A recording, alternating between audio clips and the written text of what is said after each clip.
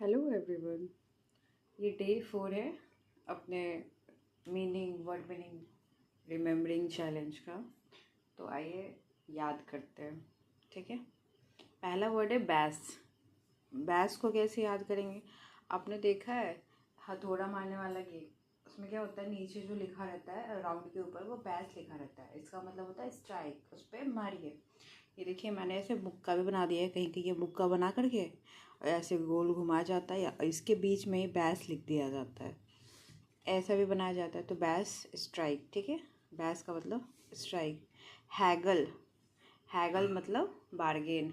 ये कैसे याद करेंगे? हैगल में गर्ल आ रहा है, हैगल गर्ल, गर्ल वाला हैगल से याद करेंगे कि जो लड़कियां होती है ना वो बार्गेन कराने पर बार्गेन कराती है, ज़्यादा बार्गेनिंग लड़कियां कराती है। हैगल, ये हे भगवान, ये गर्ल देखो कितना बार्गेनिंग करा रही है यार, ऐसे थोड़ी होता है, इतना थोड़ी कम कराया जाता है गर्ल। ऐसे याद करेंगे, ठीक है। ये सब याद करने के लिए, don't take it otherwise, okay. अब है एब्स्ट्रूज। एब्स्ट्रूज को कैसे याद करेंगे?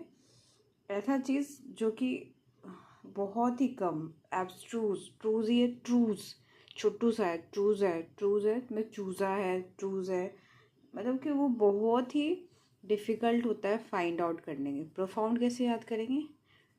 प्रोफाउंड मतलब जो सिर्फ प्रो को ही मिल सके, प्रो लेवल वाले लोगों को ही मिल सके, प्रो लेवल वाले लोग ही इसको फाइंड कर पा रहे हैं, उसको कहेंगे प्रोफाउंड, ठीक है। अब आते हैं युव।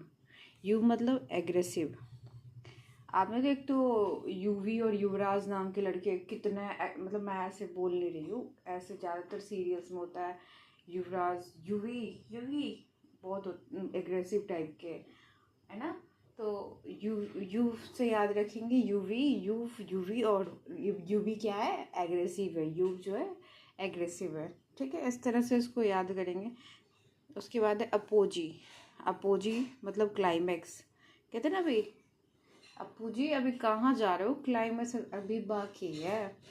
तो अप्पू जी, आप इसको याद कर लो, अप्पू जी को क्या बोल रहे हो कि क्लाइमैक्स बाकी है, अप्पू जी को क्या बोल रहे हो कि क्लाइमैक्स बाकी है।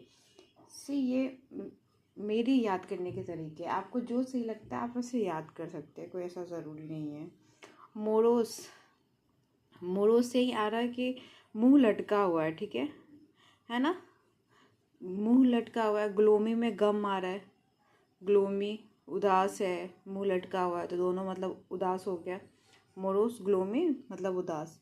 एडवर्सिटी, एडवर्सिटी मिसफॉर्चुनेट, इसका मतलब होता है दुर्भाग्य, ठीक है।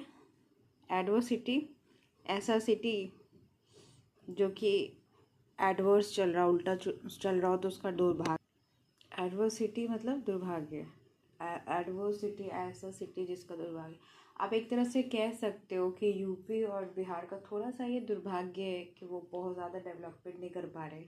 नहीं तो यहाँ एक ऐसा मतलब हमारा स्टेट्स, इस तरह का स्टेट्स ऐसा है कि वहाँ पे पानियों का उतना कमी नहीं, वाटर्स की कमी नहीं है ना।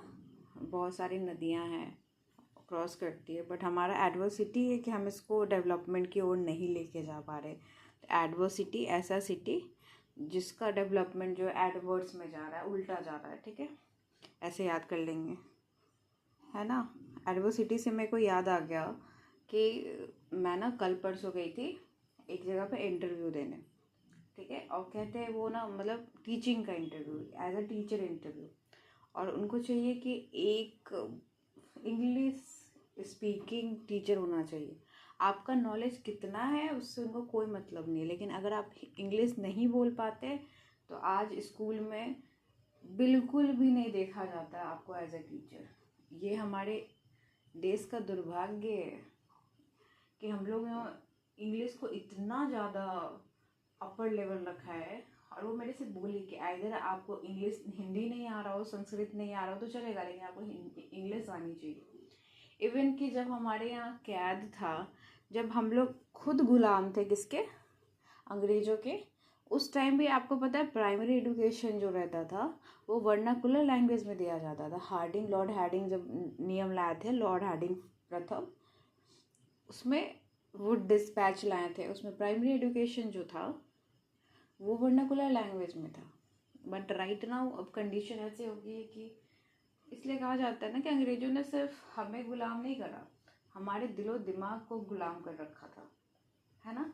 आज भी हम लोगों को जो गोरे लोग रहते हैं वो गोरे लोग अच्छे लगते हैं, जिनका कलर जो है ना लाइट हो, वो हम लोग को अच्छे लगते हैं। जबकि अगर देखा जाए तो ब्लैक ब्यूटी भी बहुत खूबसूरत होती है, लेकिन हमारे जो दिलो दिमाग पे बिल्कुल कब्जा किया गया है, तो हमें लगता है कि उन लोग ही ज़्यादा सुंदर है। तो खैर अपनी सोच है, ये मिसफॉर्चुनेट है, ये एडवर्सिटी है हमारे देश की, कुछ नहीं कह सकते। सी अगले वर्ड पे आते हैं कैंडीड। कैंडीड फ्रैंक, फ्रैंक है बिल्कुल क्लियर है, उसको कोई फर्क नहीं पड़ता, इसमें तो कोई दिक्कत है। कैंडीड, कैंडीड कैसे याद रखेंगे? कैंडीड याद है, हम लोग फोटो खींचते कैंडीड खींचो कैंडीड खींचो, तो हम लोग को लगता था क्या वो तो अनक्लियर खींचने के लिए कह रहा है। नहीं, कैंडीड मतलब जैसा चल रहा है ना उसका एक फ़ोटो खींच लो, उसमें कुछ भी फिल्टर नहीं लगाते, है ना। हम ऐसे बतिया रहे हैं, आप उसको भी आजकल सब फ्रॉड बना देते हैं, है ना। लेकिन खैर उसका यही मतलब होता है। एफथेमेरल मतलब कि ऐसा थीम जो कि ज़्यादा लंबा नहीं चला है, ठीक है, ऐसे याद रख सकते हैं। शॉर्ट लिविंग पर्सन है। नहीं तो इफ को थर्मल का अटैक आया और वो मर गया, या उसका लाइफ छोटा हो गया। इफ जन्म से उसको थर्मल का अटैक आता था और वो उसका लाइफ छोटा हो गया, मतलब पे मत जाइए, बस ऐसे कंसेप्ट पे जाइए, थीम पे जाइए। स्टबबर्न, ऑब्स्टिनेट, जिद्दी। स्टबबर्न नहीं मतलब जन्म लेते ही बिल्कुल एक ही स्टेट पे अड़ा रहता है, स्टबबर्न है ना। ऑब्स्टिनेट है, कितना भी उसको इंसिस्ट करो, ऑब्स्टिनेट करो, कोई फर्क नहीं पड़ता, तो वो अपने यहाँ पे टिका रहता था, ऑब्स्टिनेट टिका रहता था। कितना भी उसको अप्स एंड बट करो, टिका रहता था, ऑब्स्टिनेट, ठीक है। तो ये थे आज के डे 4 के पूरे वर्ड्स। आप कैसे इस वर्ड को याद रखते हैं, ये भी आप बता सकते हैं कमेंट सेक्शन में। होप सो एक दिन आएगा कि बहुत लोगों के पास ये वीडियो पहुंचेगा, and hope for the best.